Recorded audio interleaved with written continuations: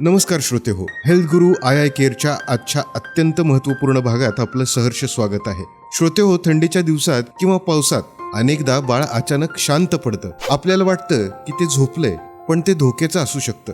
आपण प्रश्न क्रमांक 14 मध्ये विचारलं होतं की बाळाला थंडीपासून वाचवणारी पद्धत कोणती. याचं अचूक उत्तर आहे कांगारू मदर केअर म्हणजेच KMC. अनेक श्रोत्यांनी अचूक उत्तरं दिली आहेत, त्यांचं अभिनंदन.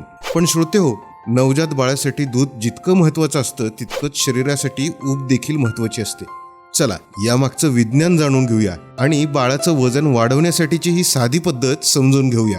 श्रोते हो, नवजात बाळ मोठ्या माणसांपेक्षा 4 पट अधिक वेगानं शरीराची ऊब गमावतं.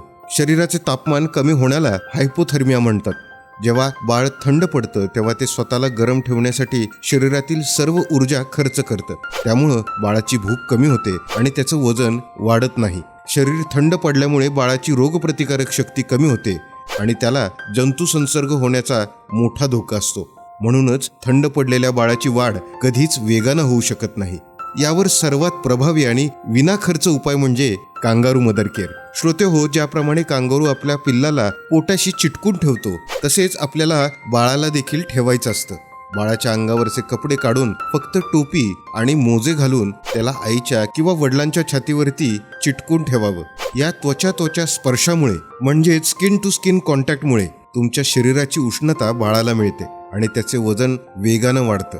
महत्त्वाची गोष्ट म्हणजे ही पद्धत केवळ आईनेच नाही तर घरातील वडील, आजी, आजोबा हे सुद्धा करू शकतात.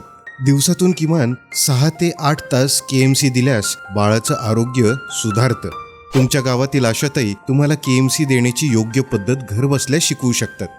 श्रोते हो, उद्याचा प्रश्न क्रमांक 15चे सर्वात पहिलं अचूक उत्तर देऊन विजेता व्हायचं असेल तर आत्ताच चॅनलला सबस्क्राईब करा आणि त्या शेजारील बेल आयकॉन नक्की दाबा. यामुळे नवीन प्रश्न येताच तुम्हाला सर्वात आधी नोटिफिकेशन मिळेल आणि तुमची कमेंट सर्वात पहिली पाहिली जाईल. लक्षात ठेवा, कमेंटमध्ये तुमचे नाव आणि जिल्ह्याचं नाव लिहायला विसरू नका. सुरक्षित रहा, निरोगी रहा. धन्यवाद.